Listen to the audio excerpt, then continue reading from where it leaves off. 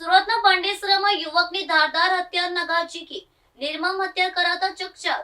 પોલીસે CCTV footage આધારે અજાણ્યા હત્યારાની શોધખોળ અને તપાસ હાથ ધરી છે. સુરતના પાંડેસરા વડોદ વિસ્તારમાં આવેલ ઈચ્છામૂર્તિ મહાદેવ ધામની સામે જાડી ઝાકરીવાળી ખુલ્લી જગ્યામાં એક સનસનાટી ભરી હત્યાનો બનાવ સામે આવ્યો છે. બાવળના ઝાડ પાસે કોઈ અજાણ્યા શખ્સે મંટો રામવિલાસ ઠાકોર નામના યુવક પર ધારદાર હથિયાર વડે ઘાતક હુમલો કરી તેના કપાળ, માથું, કાન તથા મોઢાના ભાગે ગંભીર ઇજાઓ પહોંચાડી નિર્મમ હત્યા કરી દીધી હતી. ઘટનાની જાણ થતાં જ વિસ્તારમાં અફરાતફરી અને ભયનો માહોલ સર્જાયો હતો. આ અંગે મૃતકના મિત્ર રાજેન્દ્ર સેવાલાલ યાદવે પાંડેસરા પોલીસ સ્ટેશનમાં ફરિયાદ નોંધાવી હતી. પોલીસે ફરિયાદના આધારે ગુનો નોંધીને હત્યારાનો સુરાગ મેળવવા તેમજ હત્યા પાછળનું સાચું કારણ જાણવા માટે કાયદેસરની તપાસ હાથ ધરી છે. પોલીસની અલગ અલગ ટીમ બનાવીને આસપાસના સીસીટીવી ફૂટેજ ચકાસવાની સાથે શંકમંદોની પૂછપરછ પણ શરૂ કરવામાં આવી છે. ટૂંક સમયમાં જ આરોપીની ઝડપી પાડીને આ હત્યાનો ભેદ ઉકેલાય તેવી શક્યતા સેવાઈ રહી છે.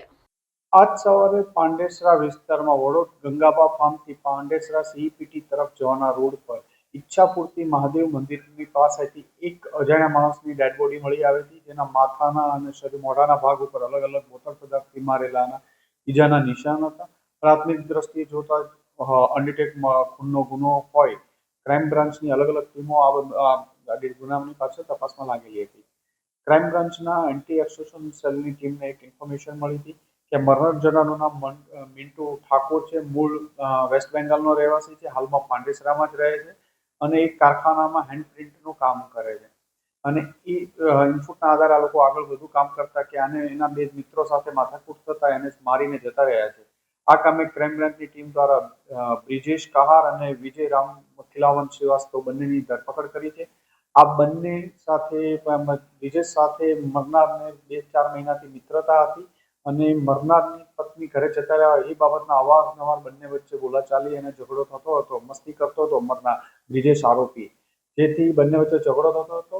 આજે બંને બ્રિજેશ અને વિજય બહાદુરે ડિસાઇડ કરી કાલે એને મોટરસાઇકલ ઉપર બેસાડી ત્યાં વડોદથી ગંગાબા ફાર્મથી સીઈપીટી પ્લાન્ટ જવાના મહાદેવજીના મંદિર પાસે લઈ જઈ ત્યાં બોથડ પદાર્થથી મારી અને એનું મોત નિપજાવેલ છે.